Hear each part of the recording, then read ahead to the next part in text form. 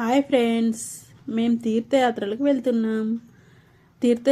వెళ్తున్నామని మా ఇంటి గోరింట చెట్టు ఆకు తెంపి నూరుకొని అందరం ఒకరికొకరం రెండు చేతులకు పెట్టుకున్నాం.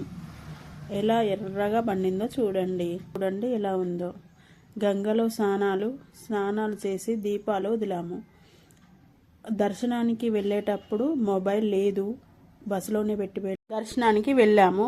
దర్శనం చేసుకొని అక్కడే అన్నప్రసాదం తిన్నాము. తర్వాత మహానందికి వెళ్ళాము. మహానందిలో నంది చూడండి ఎంత బాగుందో.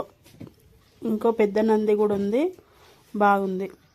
అక్కడ టిఫిన్ చేసి యాగంటికి బయలుదేరాము. యాగంటిలో నంది చూడండి ఎంత పెద్దగా ఉందో. ఆ నంది పెరుక్కుంటూ ఉంటుందట. ఆ నందిని బసవేశ్వరుడు అంటారట. అది పెరిగి రంకె వేస్తే యుగాంతం జరుగుతుందని బ్రహ్మంగారు చెప్పారట. అక్కడ 3 గుహలు ఉన్నాయి. ఎక్కడానికి భయమేసింది కానీ చూడాలని ఎక్కాము. స్వామివారిని చూడగానే ఎంతో కన్నుల పండుగగా ఉంది. తర్వాత జోగులాంబకు పోయాము. అక్కడ గుడి మూసే టైంకు చేరుకున్నాము, కానీ అమ్మవారి దర్శనం చక్కగా జరిగింది. అక్కడే గాజులు కొనుక్కొని తర్వాత యాదగిరి గుట్టకు పోయాము. యాదగిరి గుట్టలో దిగి ఎక్కి కష్టపడ్డాము, కానీ స్వామిని చూడగానే అదంతా మర్చిపోయాం. దగ్గరికి వెళ్ళాము. గుడి ముందు చూడండి స్వామి పాదాలు ఎంత చక్కగా ఉన్నాయో. గుడి ఆవరణ అంతా చూడండి ఎంత బాగుందో. లైటింగ్స్ తోటి బాగుంది. ఆంజనేయ స్వామి కూడా ఉన్నాడు చూడండి.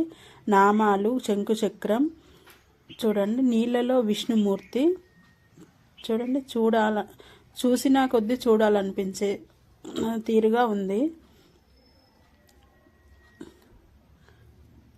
చూడండి ఎంత బాగుందో. ఆంజనేయ విగ్రహం చూడండి. అక్కడ ఫోటో దిగాము. ఇక్కడ లైటింగ్ చూడండి. గుడి ఆవరణ అంతా బాగుంది. ఇది మ్యూజికల్ది వాటర్తో. ఇది లాస్ట్ అండి. ఇక 6 యాత్రలు ముగిశాయి.